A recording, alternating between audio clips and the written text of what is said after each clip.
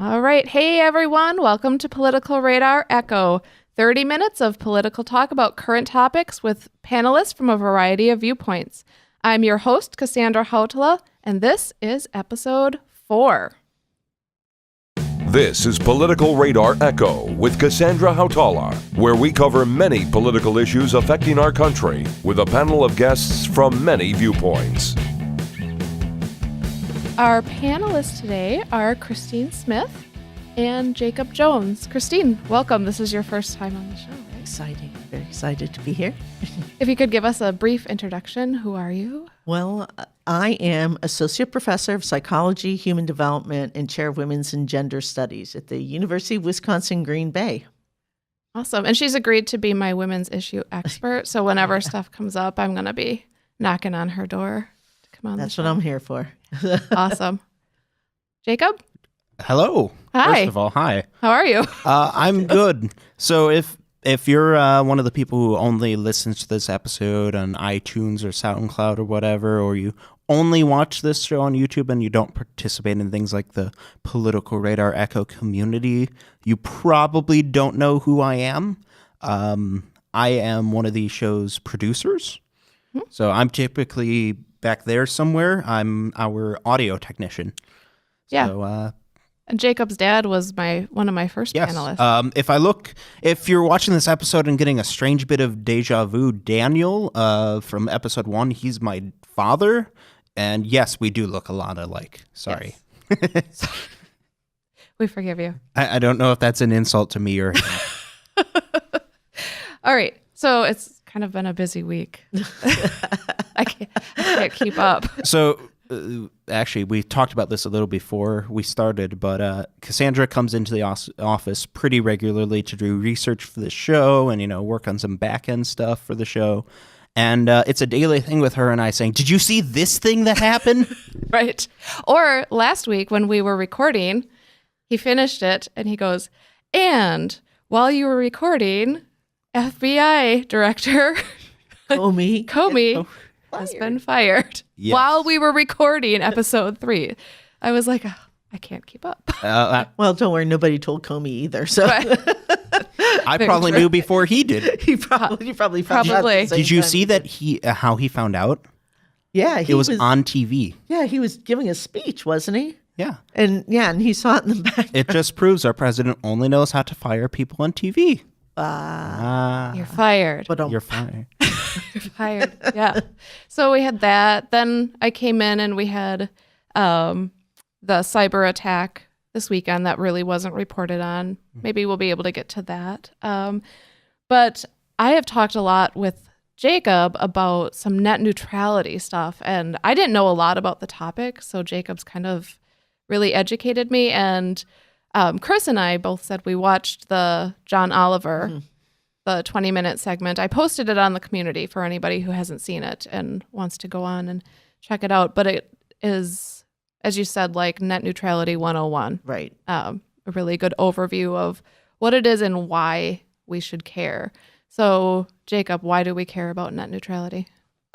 So in like 10 words or less, net neutrality does have to do with the censorship of the internet, which is a heavy topic. It's not as drastic as that, but it really has to do, that's more than 10 words.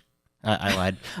It really has to do with the ability for ISPs or internet service providers, your companies like Comcast or Verizon or AT&T, anyone who you get your internet data from and you pay a lot of money to slow down certain websites if they don't pay those companies enough money.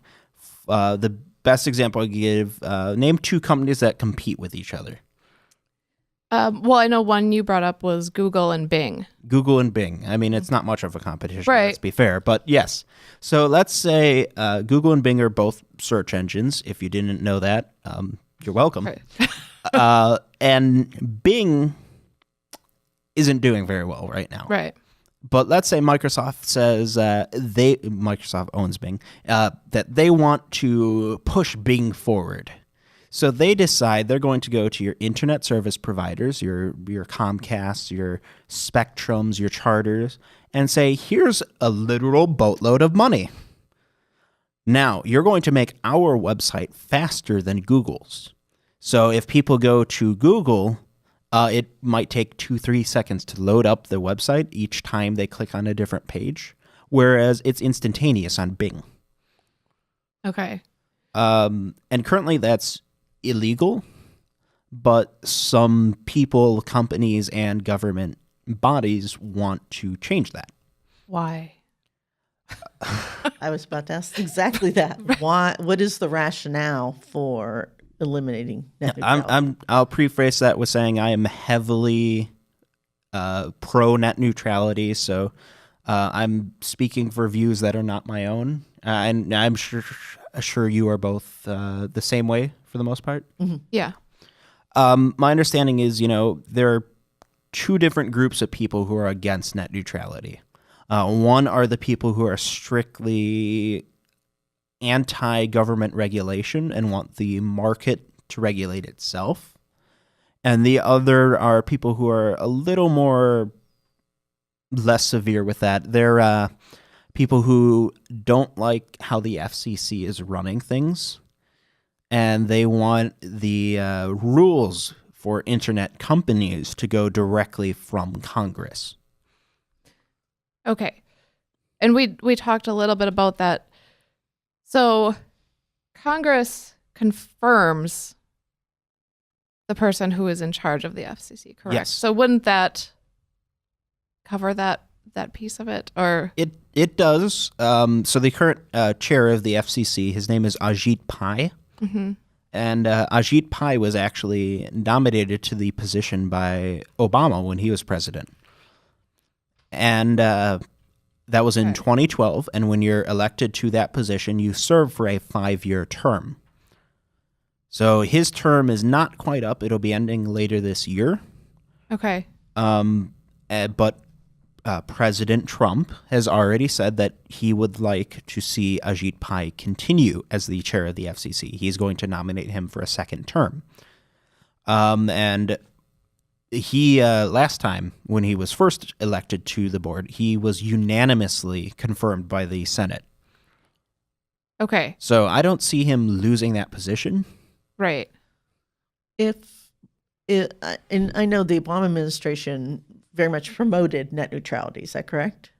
Or at least they... I really wish I could say yes, Okay. but honestly, there were some areas, I think really the net neutrality that was safe during the Obama administration, not because of Obama and his cabinet, but because of the justice system. I think the justice system did a fantastic job throughout that entire 8-year stretch of keeping net neutrality safe. But, I mean, just looking at who President Obama nominated into that position, that guy Ajit Pai. Ajit Pai used to be a lawyer for Verizon. Okay. And he's still, he's not completely with them anymore, but he's still made firmly clear that he is there for the interest of the cable companies.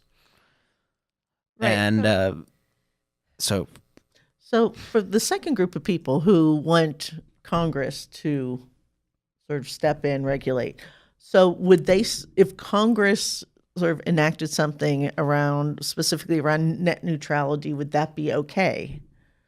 So we've got the free market people versus the people who want, am I saying government regulation through Congress? yeah, I guess so. But I think the problem is the majority of Congress is completely against net neutrality right now. And I think a large amount of that has to do with lobbying. And the telecommunication industry is one of the highest donors to almost all of their campaigns.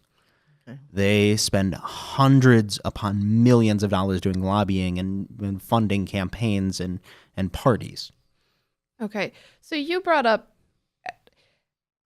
this isn't just something that's out there that could happen. There have been cases, correct, where there have been issues with companies slowing down or not putting out information because they disagree with it. There have actually been issues, not very many high priority ones. And there have been some cases that have come close. probably the biggest one, the one that got a lot of headlines, and I want to say this was in 2015. Don't quote me on that, please.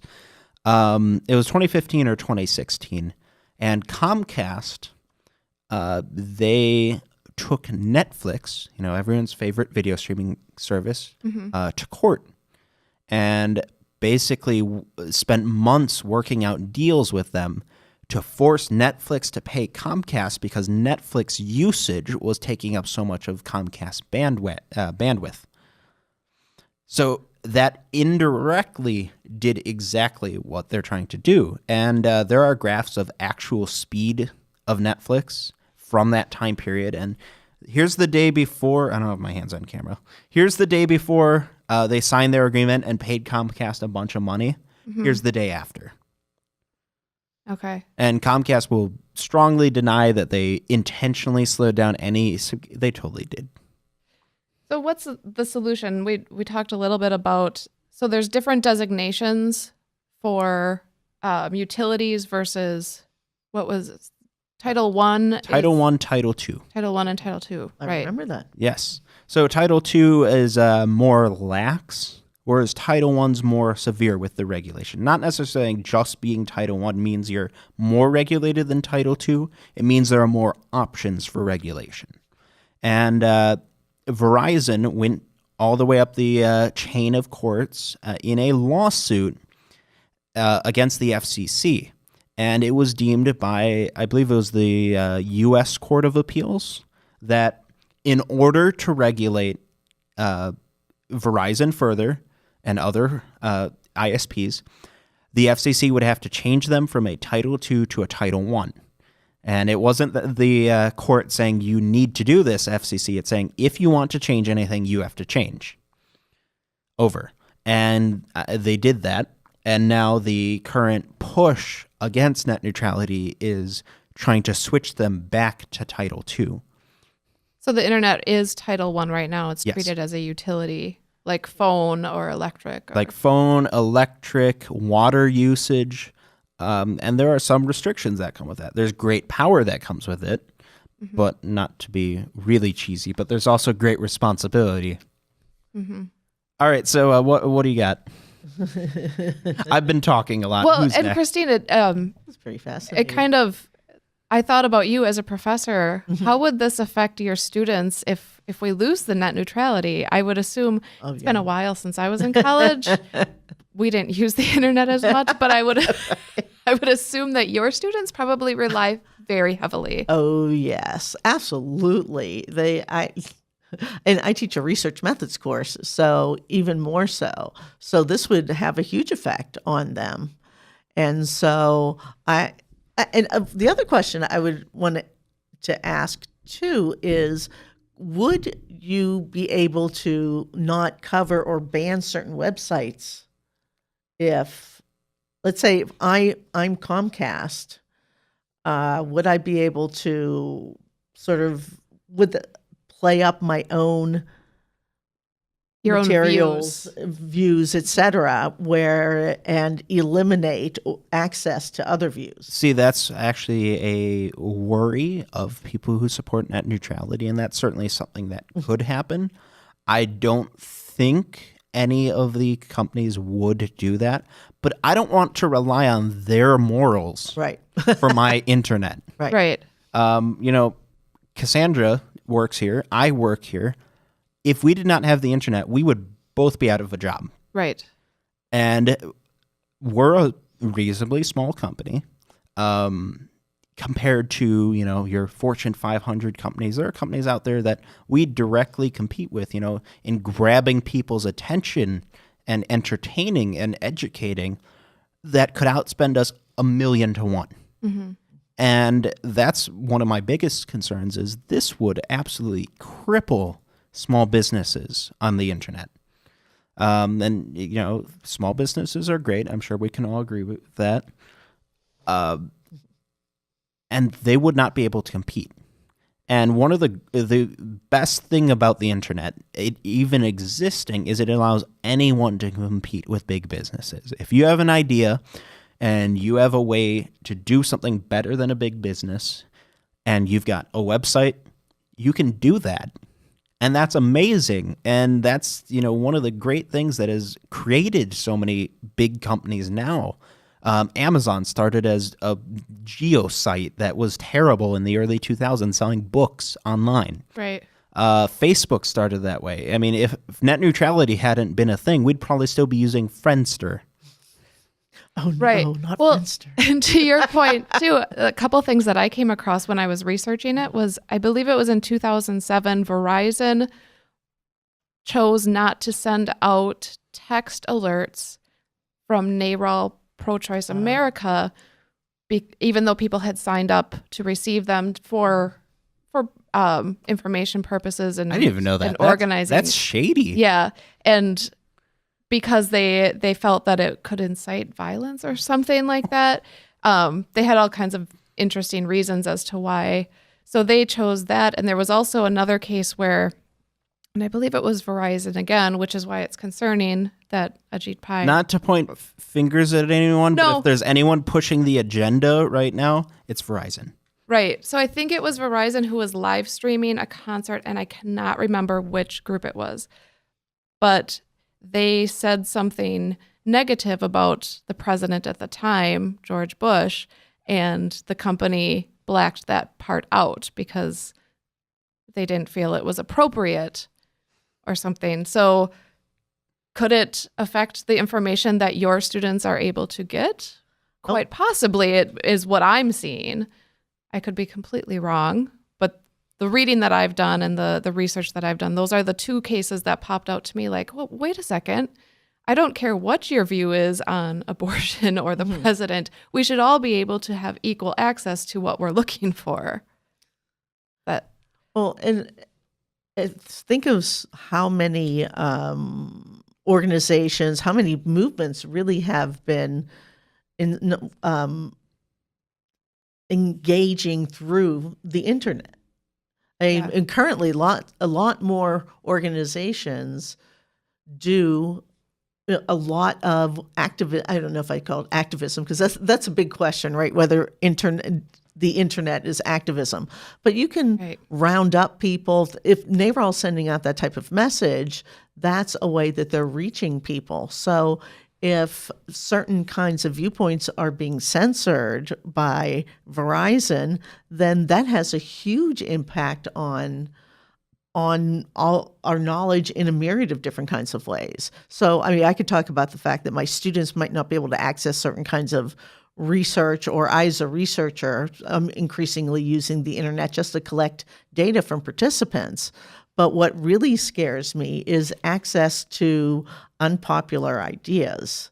And so when you think of some of the more organic movements that have sort of come up lately, things like the Black Lives Matter movement, the internet has been absolutely crucial to that.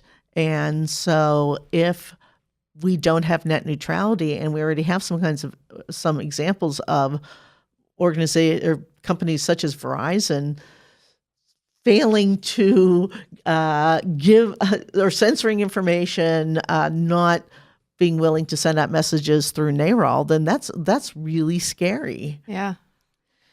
Then I think that goes back to the point that I made earlier. It's, people who are against net neutrality will argue it's not about censorship. It's about freedom in the market and promoting innovation, whatever that means. But it really comes down to this.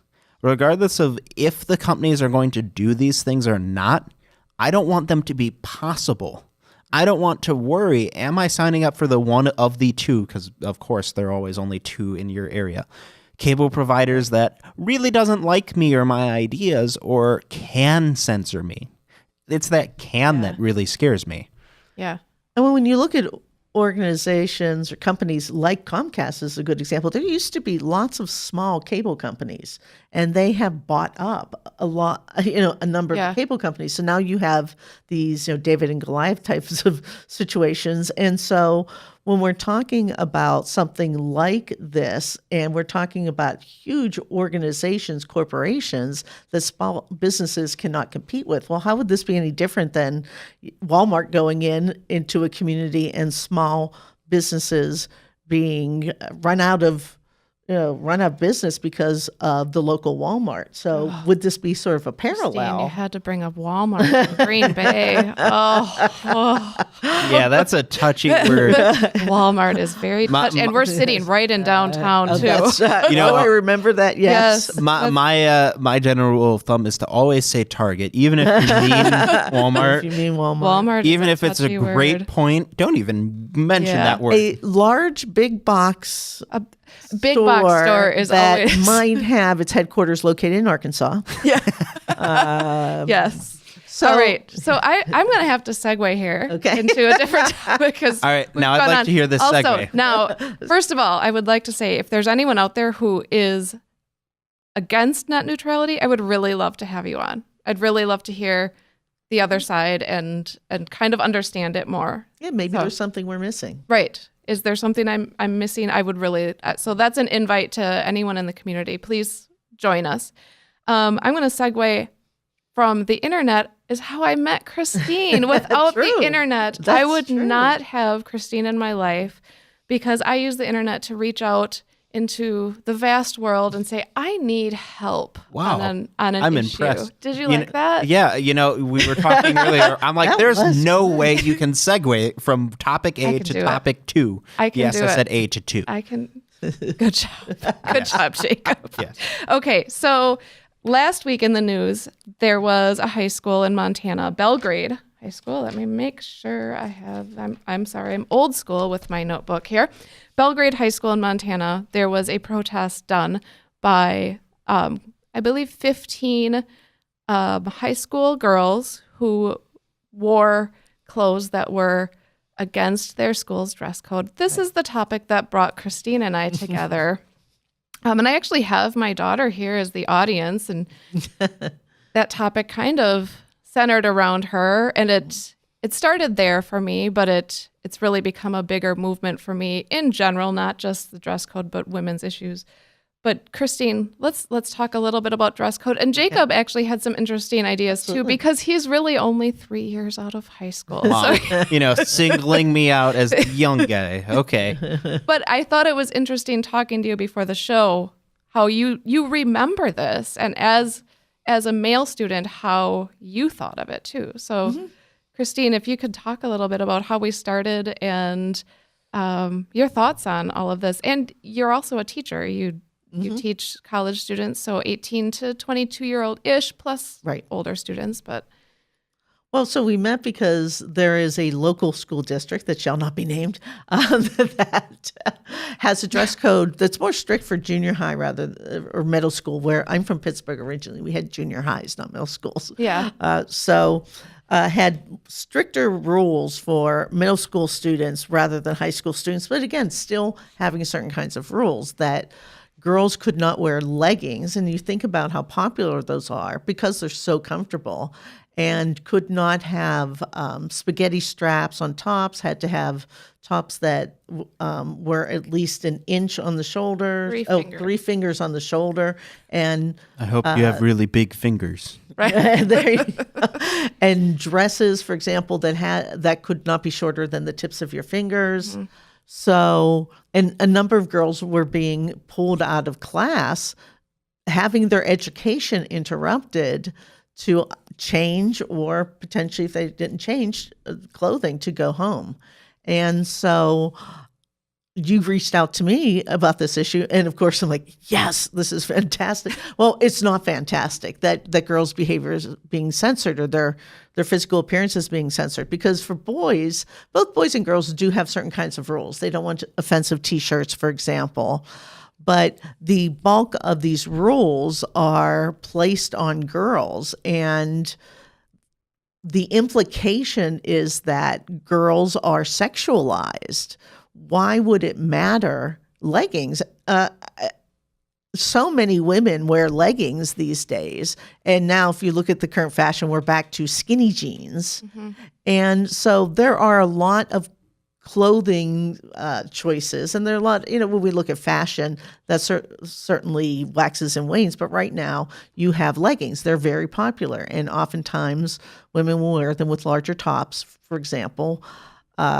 and this is seen as inappropriate. Why are leggings inappropriate? Why is it inappropriate for a girl to have a top where her straps have to be at least 3 fingers wide? What horrible things would befall this middle school if a girl wore leggings and a top with straps that are only 2 fingers wide? But we can't have that, or every single male student will be fixated on their body and won't be able to control themselves. Right. And yet I see these kinds of outfits all the time. This is the primary dress for my students at UW Green Bay, are leggings. And my male students seem to be able to get through the day. They seem without, I don't know, raping or sexually accosting these girls.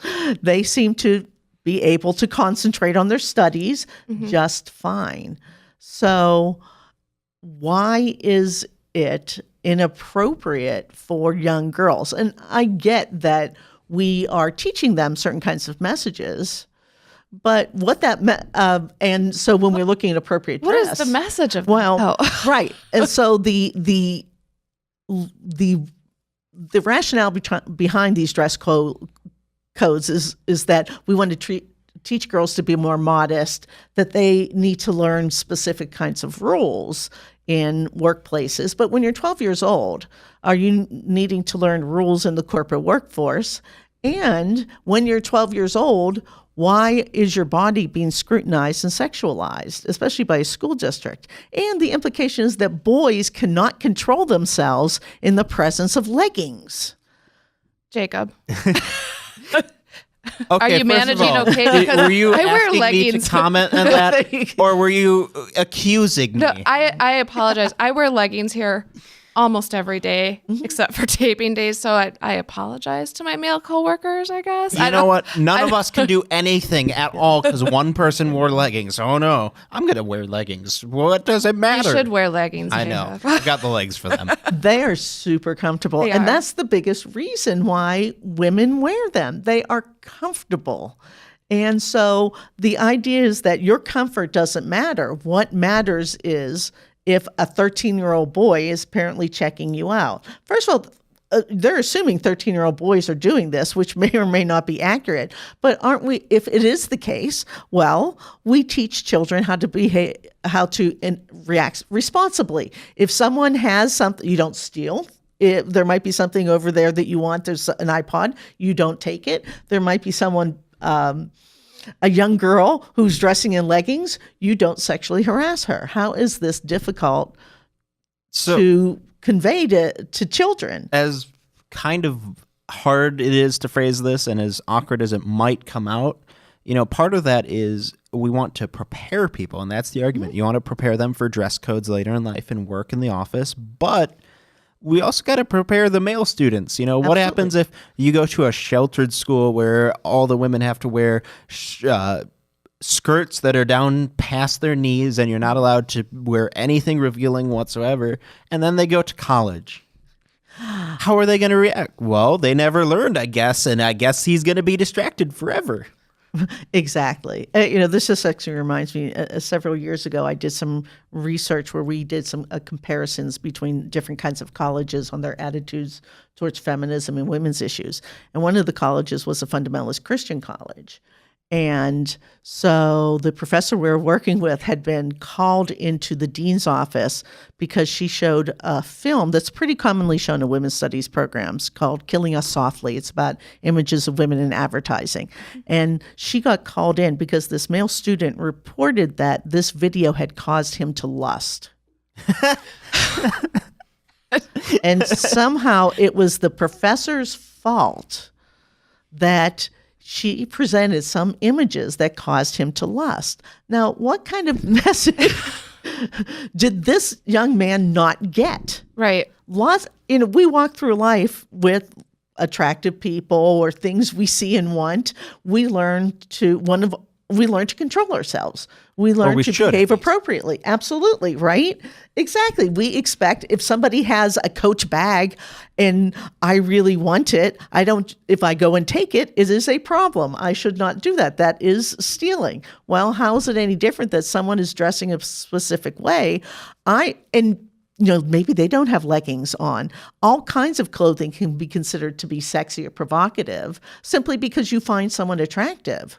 And so women can wear sacks, men can wear loose-fitting clothing, and people still find them sexy and arousing. We teach people to behave appropriately.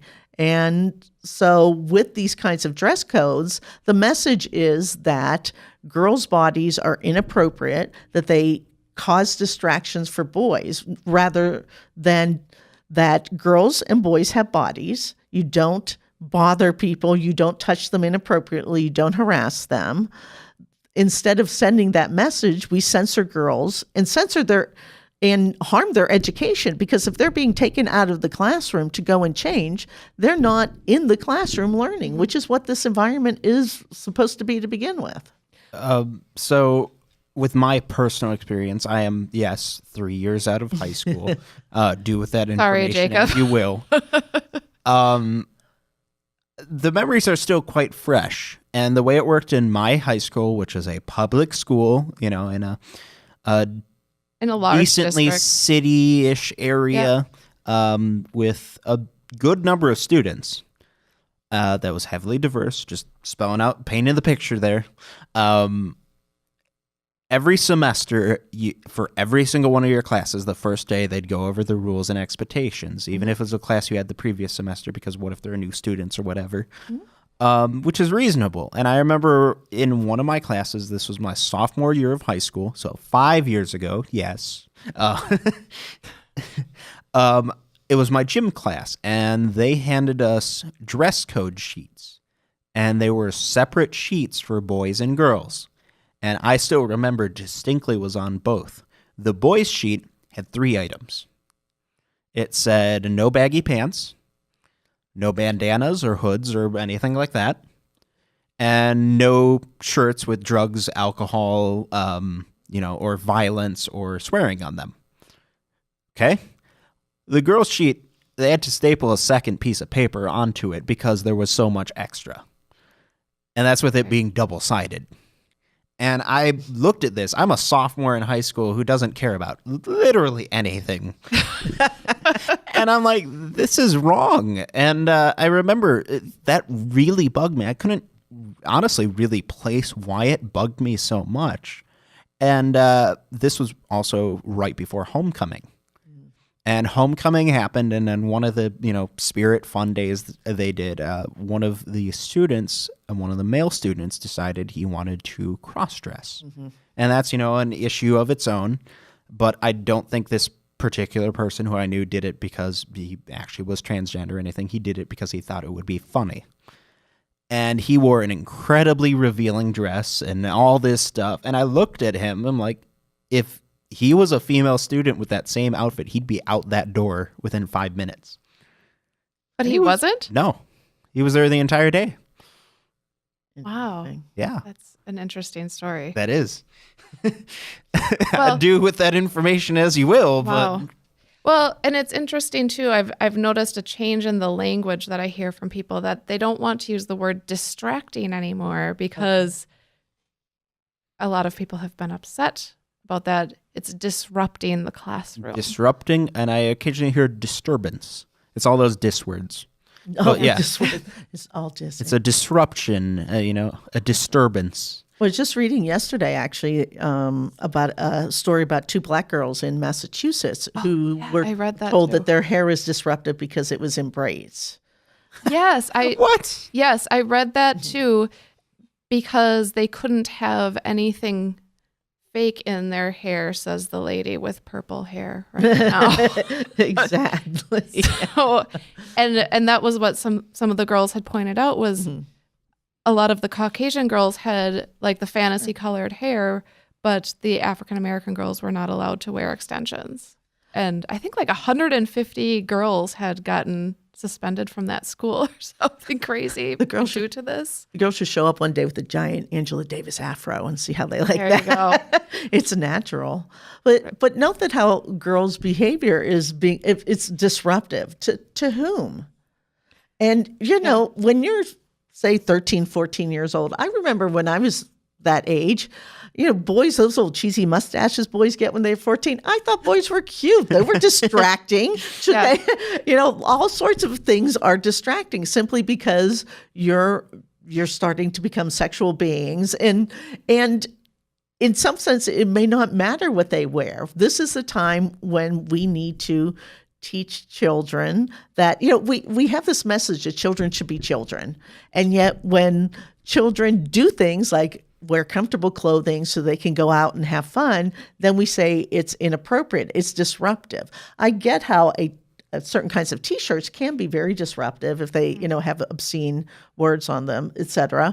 But I don't want to see, a student in any school, wearing a shirt with a swastika on it, for example. absolutely, right. So swastika, black hair braids, those clearly are not equivalent. Yeah. So, Well, and it's another. Spaghetti top with or at only least 2 they're not fingers. to me, Right. Or spaghetti straps with, or spaghetti straps, period. Well, and I mean, another whole topic we could get into is how it also affects different socioeconomic groups differently. Absolutely. Something that I found as we attempted to navigate middle school for about 5 days, I think we lasted, was we tried really hard to actually find clothes that fit Right. the dress code of this certain local school district that shall not be named. And we couldn't find them. We actually couldn't. We actually went to the uniform section for private schools, and even the shorts that were being sold for private religious schools did not meet the dress code of this certain school. And we had to spend about $100 just to get clothes. For us, it wasn't easy, but I did it. I'm thinking about the families who are really just trying to put food on the table and are faced with this going into the school and not realizing and thinking that their child is dressed fine or just happy their child has clothes. Right. So that's a whole other topic that we could get into. However, we have to wrap up. Okay. I know. So you're both going to have to come back, of course. Absolutely. Can I say one little thing yeah, about yeah. boys? And I Go get ahead. one little Quickly. thing. Yeah, All right. go ahead. So both of when you wrap boys' up. behavior when boys' clothing behavior is policed, it's predominantly around baggy pants. And you said that was a part of your gym, and specifically around black boys in baggy pants, and so showing their boxers. And so boys' dress behavior isn't policed very often, but when it is, it's often very racialized.